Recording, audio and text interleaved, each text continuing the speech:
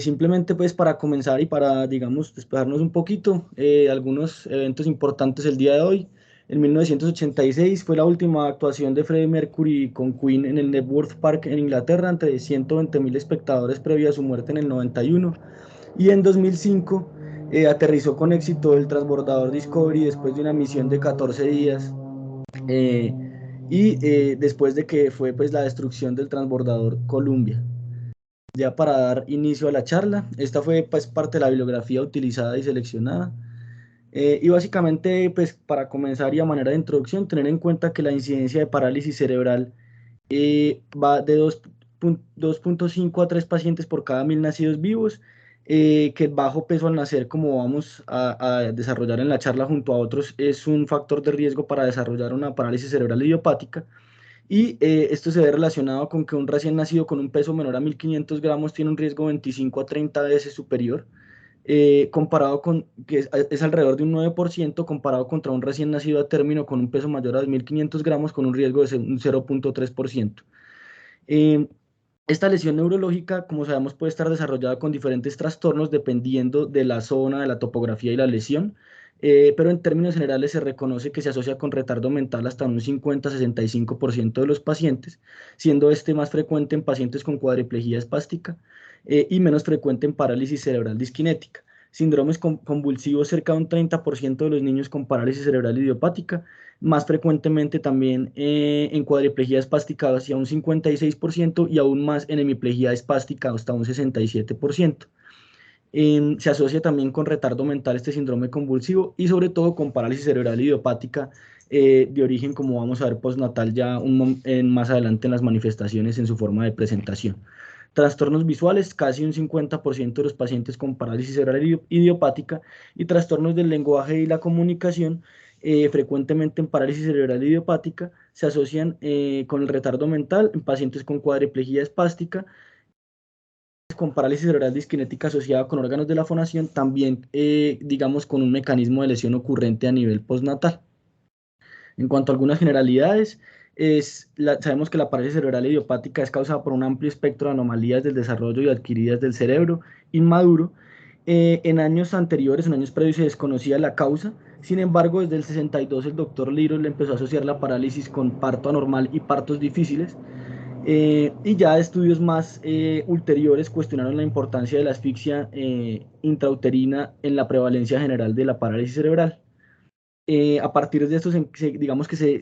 fue el primer cambio y se empezó a enfatizar en el papel de los factores prenatales, em,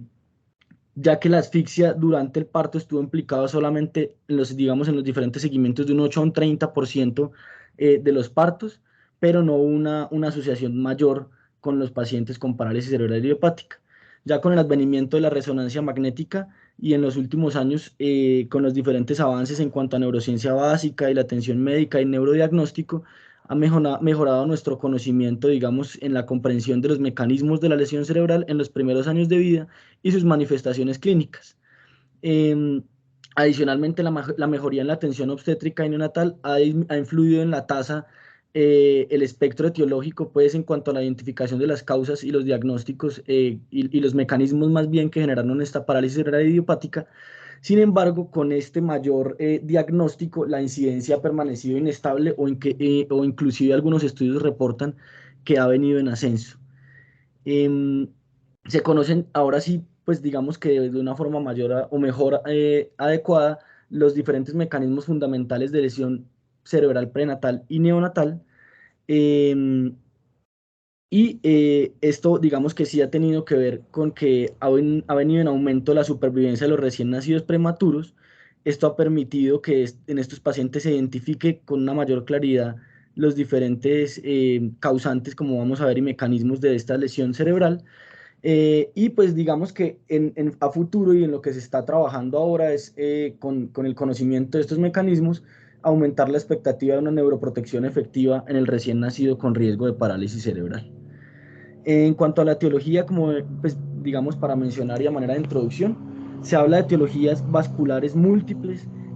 también de origen infeccioso, tóxico, fármacos o teratogénicos, o hipóxicos, dicen que hay etiologías menos frecuentemente genéticas, y el grado y el tipo varía dependiendo de la topografía y de dónde ocurre la lesión y la gravedad de esta. El enfoque, digamos, sin embargo, en los diferentes estudios y textos, es en los mecanismos y manifestaciones de la lesión cerebrovascular como causa de la parálisis cerebral, y es de lo que vamos a mencionar, digamos, la mayor parte de la charla. Entonces, en los diferentes textos sí dividen los mecanismos de lesión en cuanto al recién nacido prematuro o pretérmino y el recién nacido a término. Y básicamente en el niño prematuro hay una inmadurez de los mecanismos cerebrales de defensa ante estos eventos hipóxicos, y esto afecta especialmente las áreas periventriculares que tienen menos irrigación sanguínea. Adicionalmente a esto hay compromiso, digamos, a un mayor riesgo entre la semana 24 y 32 porque la presión arterial es extremadamente lábil en estas semanas de gestación, y la estructura vascular del cerebro inmaduro es muy frágil, por lo que cualquier aumento súbito en la presión arterial puede producir sangrado y llevar a lesiones que conlleven a la parálisis cerebral y hepática. En términos generales, se hace referencia a que los mecanismos vasculares normales que preservan el flujo sanguíneo cerebral cuando hay hipotensión son inmaduros en los niños prematuros y poco funcionales durante estas semanas, por lo que esta hipotensión puede ocasionar isquemia en las áreas más vulnerables, empezando por la sustancia blanca periventricular. Y ya entre las otras teorías que vamos a mencionar está el oligodendrocito como, digamos, generador de la mielinización de las neuronas, que aún es inmaduro y al no estar suficientemente mielinizado, no puede defenderse de forma apropiada del estrés oxidativo, lo que aumenta el riesgo de lesión. Entonces, básicamente, para comenzar, ellos hacen referencia a que la vulnerabilidad intrínseca del cerebro en el recién nacido prematuro y la lesión isquémica están relacionadas, como mencionamos, con la inmadurez generalizada anatómica y estructural, y la capacidad funcional y adaptativa de los vasos cerebrales en el nacido prematuro. Eh, Esto básicamente hace que este subdesarrollo anatómico de los sistemas arterial y venoso, em, digamos, más o menos entre la mitad de la gestación y el término, las ramas arteriales de los vasos superficiales penetran la pared cerebral y crecen hacia los ventrículos. Dado que esta extensión del crecimiento arterial en la sustancia blanca es proporcional a la edad gestacional, la sustancia blanca en el recién nacido prematuro se encuentra en una zona final, digamos, que ellos hacen referencia a que aún es deficiente para un suministro arterial adecuado, por lo que en algunas regiones periventriculares sobre todo, estos vasos suelen ser muy delgados y mucho más frágiles que en el paciente ya con un desarrollo completo. Y esto hace que haya un riesgo aumentado de lesión, principalmente en dos estructuras primordiales, que son la matriz germinal involutiva, como vemos en la imagen, que es a este nivel, y la vena terminal. Eh, Básicamente, en cuanto a la hemorragia en la matriz germinal involutiva, o la también conocida o denominada hemorragia intraventricular grado 1, es común en el recién nacido prematuro, dado que esta está situada junto a los ventrículos laterales. La extensión de esta hemorragia puede llegar a comprimir los ventrículos laterales, y esto puede avanzar, digamos, a una hemorragia o una extensión del ventrículo más bien hasta un grado 2 o 3. Em, Esta, digamos, que es la más frecuente y más común en el recién nacido pretérmino, y como mencionábamos, puede presentar distensión no, y de acuerdo a esto un mayor o menor compromiso del parénquima cerebral. En cuanto a la vena terminal, esta corresponde a un conducto venoso principal que drena las grandes áreas del hemisferio cerebral, discurre a lo largo del margen lateral del ventrículo y a través de la matriz germinal, y cuando ésta se comprime por esta misma distensión hemorrágica de la matriz germinal o por la distensión del ventrículo lateral, puede desarrollar una isquemia venosa generalizada también en el hemisferio cerebral. Em, Como veníamos mencionando, y digamos con esta gráfica podemos evidenciar eso, la inmadurez fisiológica de la vasculatura cerebral en los recién nacidos prematuros eh, hace que haya una regulación intrínseca defectuosa del flujo sanguíneo cerebral con cambios muy leves de presión, como vemos en la imagen, tanto en el pretérmino con un mayor compromiso, pero inclusive también en el recién nacido a término hay una mucho menor capacidad de regulación del flujo sanguíneo cerebral representado por la gráfica, por la línea en Y, versus la presión arterial media en X en los niños pretérmino y a término, que a diferencia del cerebro adulto, que es capaz de mantener, perdón, un flujo sanguíneo constante a pesar de estos cambios de presión arterial, estos niños no tienen la capacidad para mantener esa meseta de autorregulación. Y debido a esto, el recién nacido prematuro con esta estrechez y esta poca capacidad para mantener la meseta de autorregulación vascular tiene mayor riesgo de lesión ante cualquier cambio de presión arterial leve o inclusive no significativo.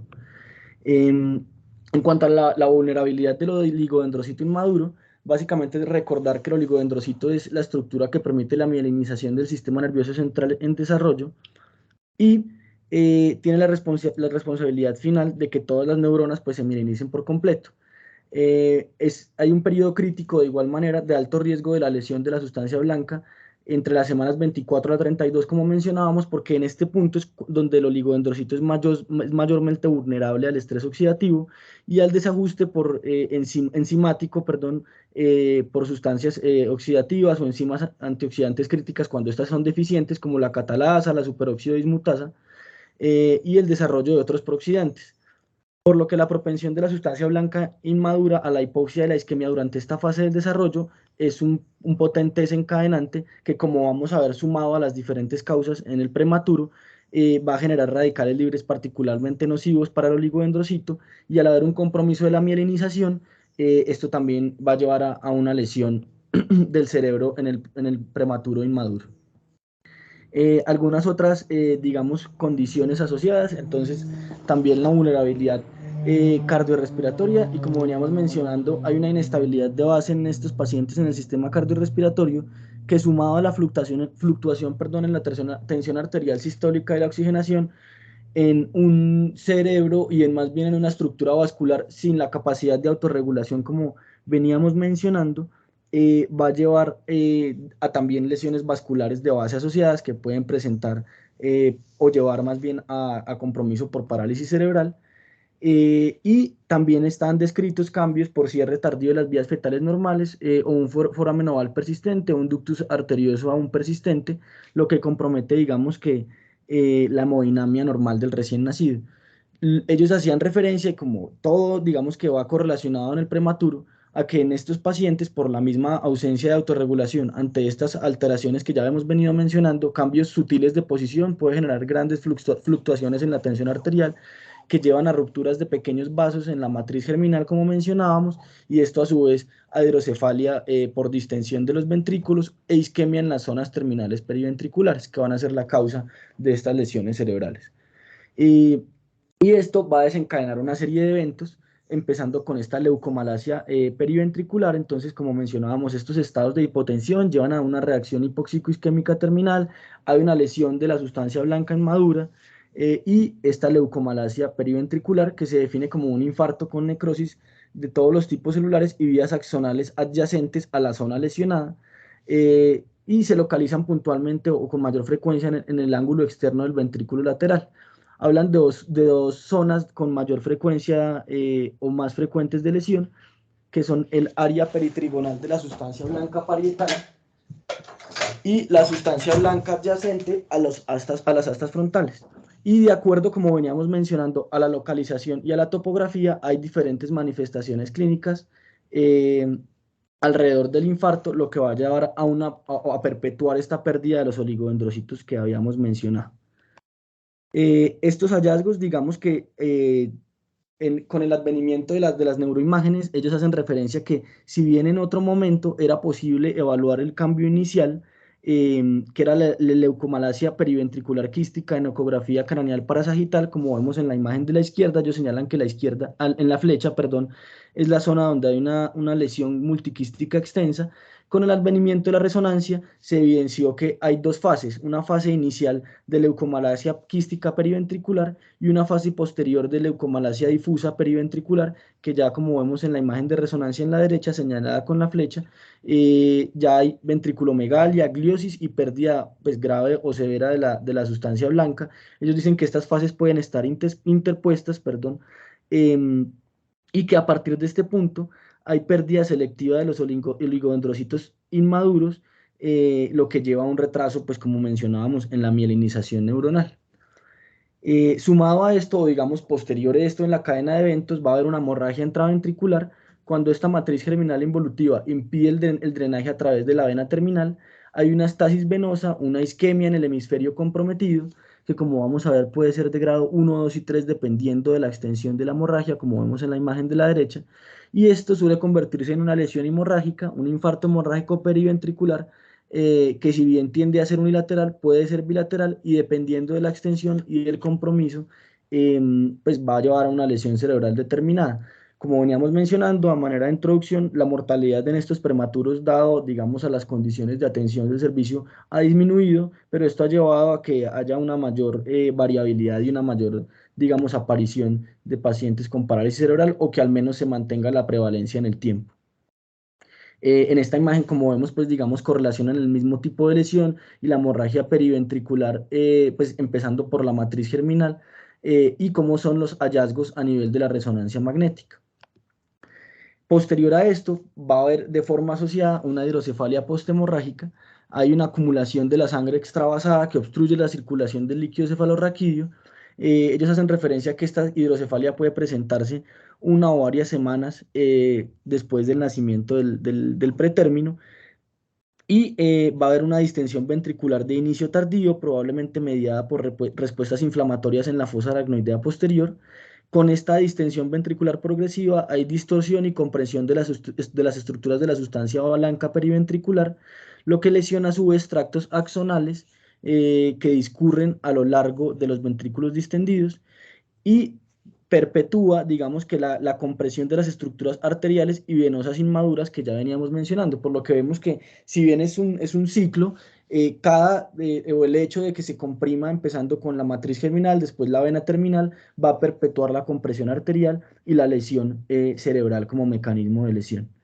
Eh, y pues aquí entonces vemos cómo estas, o en los diferentes estudios ecográficos, tanto de Fontanella anterior en este caso, pero también de Fontanella posterior, ya vamos a ver puntualmente para estudios de lesiones cerebelares. Por ejemplo, en este punto evidencia una dilatación redondeada de las astas frontales, dilatación de las astas temporales y tercer y cuarto ventrículos que van a llevar a la, sí, al perpetuar estas lesiones cerebrales, que son las que van a producir pues las secuelas que ya conocemos en cuanto a la parálisis cerebral. Ya en cuanto a la lesión cerebelosa del recién nacido prematuro, digamos que este es otro espectro, pero también ocurre en el recién nacido prematuro, era poco reconocida hasta hace poco y ellos son sí muy claros en que es más frecuente en pacientes con muy bajo peso al nacer, puntualmente menores a 750 gramos, en quienes la incidencia por ecografía craneal puede acercarse hasta un 20%. Sin embargo, como mencioné previamente, la ecografía craneal de Fontana anterior es poco sensible ante estas lesiones y se requiere un abordaje ecográfico de la fosa posterior para diferenciar las diferentes lesiones. Por lo que previamente, antes del advenimiento de esta técnica, eran poco diagnosticadas. Estas lesiones tienen un componente hemorrágico prominente em, y es posible que sean una forma de hemorragia de la matriz germinal en el cerebelo inmaduro. Sin embargo, otros autores dicen que son infartos primarios con transformación hemorrágica secundaria. En términos generales, la mayoría de estas lesiones están asociadas con lesión supratentorial y dado que el cerebelo o el desarrollo más bien del cerebelo se prolonga hasta la primera infancia, no sorprende que estas lesiones puedan cursar con marcada hipoplasia cerebelosa aún mayor en las imágenes de seguimiento con respecto a la lesión inicial. En la imagen vemos o señalan con las flechas una hemorragia cerebelosa bilateral desde una vista mastoidea posterior con compromiso de ambos hemisferios cerebelosos y el asterisco señala la presencia o la lesión también del cuarto ventrículo. Y en las imágenes de resonancia, ellos evidencian como una misma lesión cerebelar inicial progresa en el tiempo y hay una marcada atrofia hemisférica unilateral en principio, posteriormente bilateral y ya en la última imagen una destrucción casi completa del cerebelo que va a llevar a una lesión severa y un compromiso cerebelar mayor, perdón. Dentro de las otras teorías asociadas está el papel de las citoquinas inflamatorias y el cerebro inmaduro, que como ellos referencian, si bien es otro aspecto, es otra de las causas descritas, y aunque básicamente aún faltan muchos estudios en cuanto a este punto,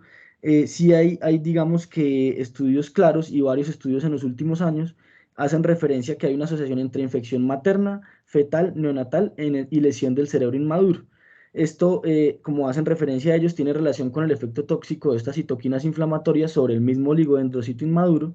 y a la vez pueden tener efectos nocivos importantes sobre la circulación sistémica y cerebral que predisponen a la misma cadena de isquemia cerebral. A su vez, esta isquemia cerebral puede producir o desencadenar una mayor liberación de citoquinas en ciertos tipos de células y como veníamos mencionando, con esta causa, que digamos es una causa diferente, básicamente van a perpetuar la lesión vascular de la cual ya habíamos venido mencionando. Sin embargo, pues sí son claros y enfáticos en que se requieren estudios adicionales a este aspecto. En cuanto a la correlación clínica patológica ya del daño cerebral puntualmente, tener en cuenta que como tal la leucomalacia periventricular por las características de presentación y el tipo de sangrado suele ser bilateral, ocurre con mayor frecuencia a las caras posteriores de los ventrículos, en la sustancia blanca peritrigonal como mencionábamos, y en las astas frontales de los ventrículos frontales, y en tanto, y en esta medida, digamos que va a ser las manifestaciones clínicas que van a presentar los pacientes, suelen ser pacientes con un cuadro típico de diplejía espástica, con una alteración motora prominente en miembros inferiores y en las piernas, que puede afectar brazos, troncos y cara en menor medida. Esto lo vamos a ver ya comparativamente con la lesión en el recién nacido a término, en donde este homúnculo se invierte de forma considerable. Y cuando solo se compromete la sustancia blanca parietal, perdón, se asocia con déficit cognitivos y visuales, pero con un compromiso motor menos grave. En la imagen básicamente vemos las diferentes localizaciones de las lesiones cerebrales comunes en el prematuro y sus secuelas motoras. Y como podemos ver en el homúnculo y lo que veníamos mencionando previamente, se tratan por lo general de pacientes con diplejía espástica con un mayor compromiso de miembros inferiores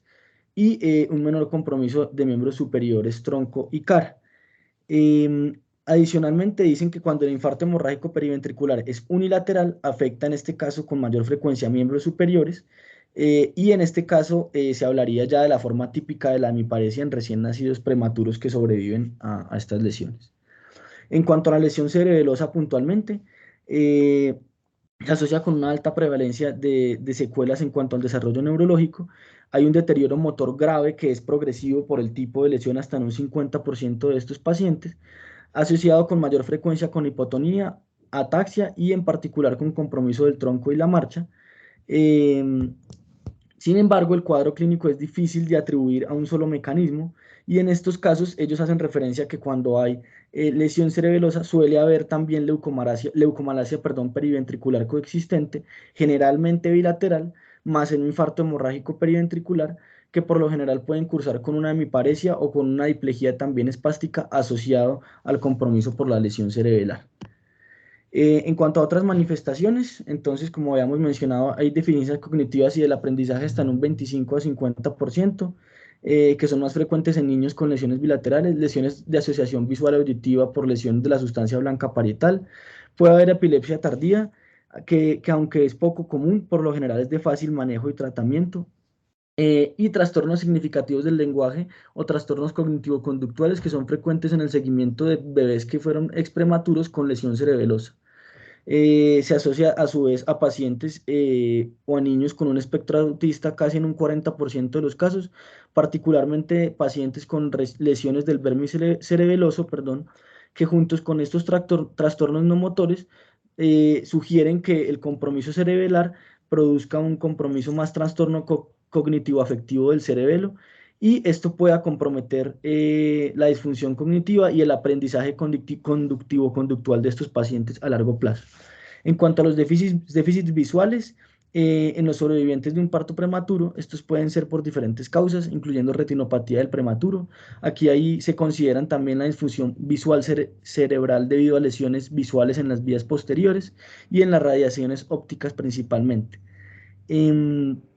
Ellos hacen referencia a que en los pacientes puntualmente con diplejía espástica por la leucomalacia periventricular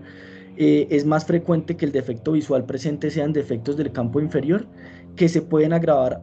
por el compromiso de la marcha que está asociada.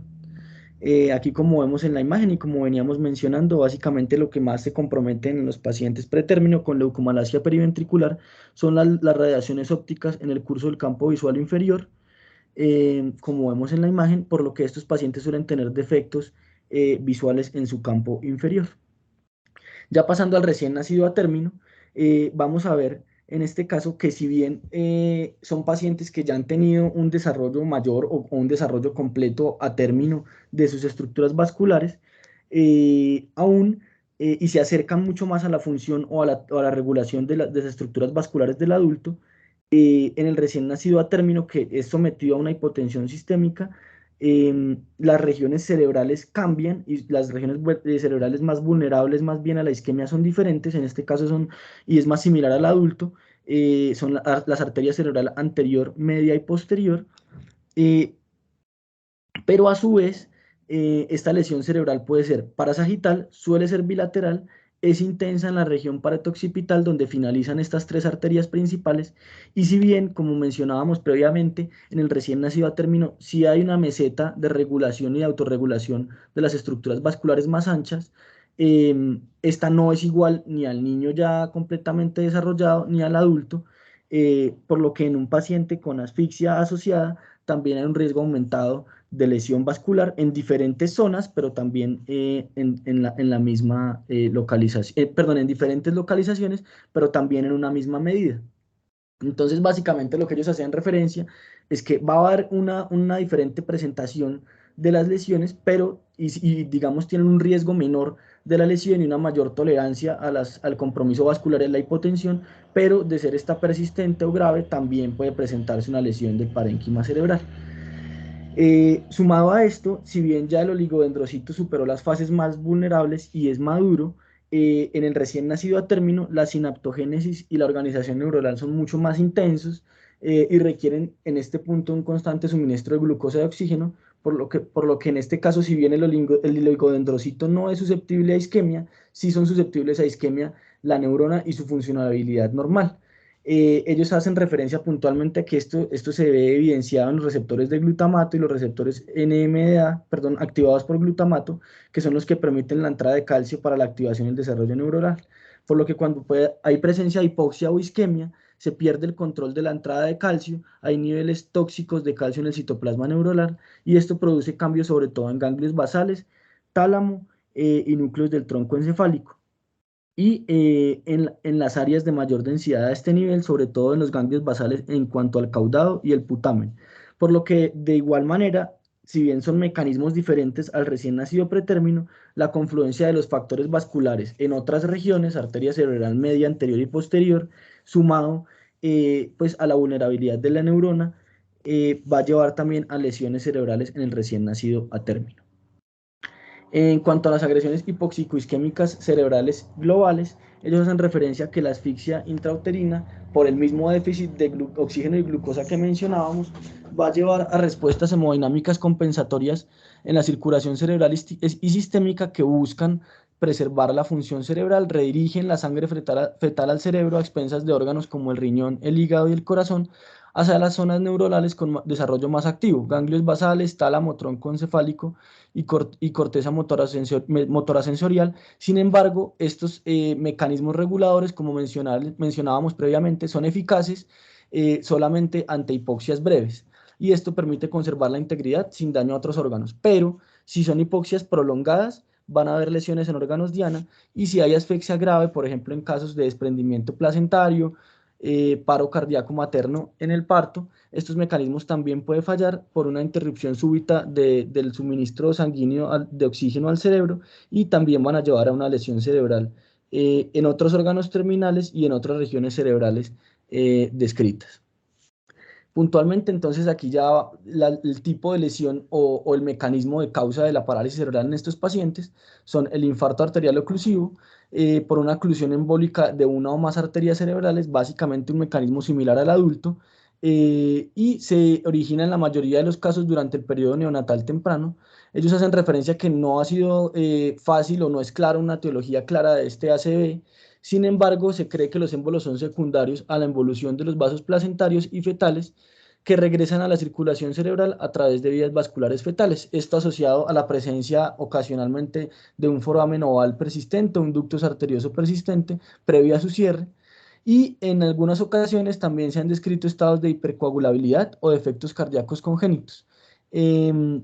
Estos, digamos que al igual que en el recién nacido pretérmino, si bien son mecanismos diferentes, al sumarse pueden complicar la asfixia perinatal, y también se presentan, según lo descrito, en síndromes de transfusión gemelo-gemelo en embarazos y partos gemelares.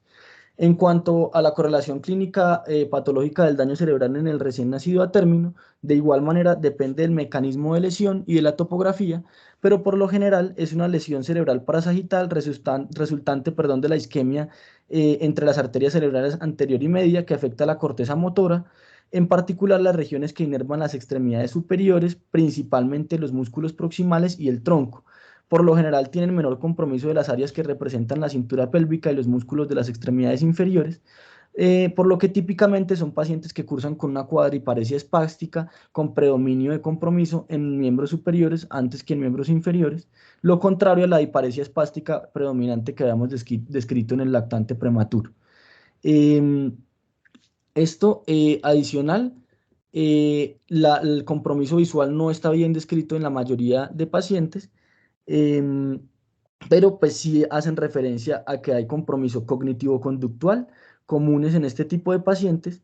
y en los adultos se han descrito pacientes inclusive que llegan a una vida adulta sin compromiso motor, pero con hallazgos o alteraciones visuales con relación a este tipo de lesiones evidentes.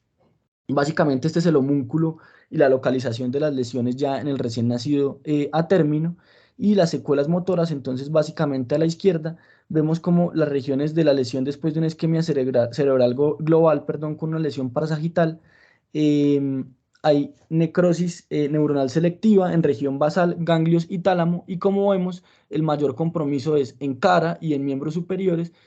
versus un compromiso menor en la cintura pélvica y en miembros inferiores. Y ya en cuanto a una lesión o un evento cerebrovascular oclusivo, eh, vamos a ver que el compromiso es mayor y con mayor frecuencia en la arteria cerebral media, y depende de esta el compromiso asociado.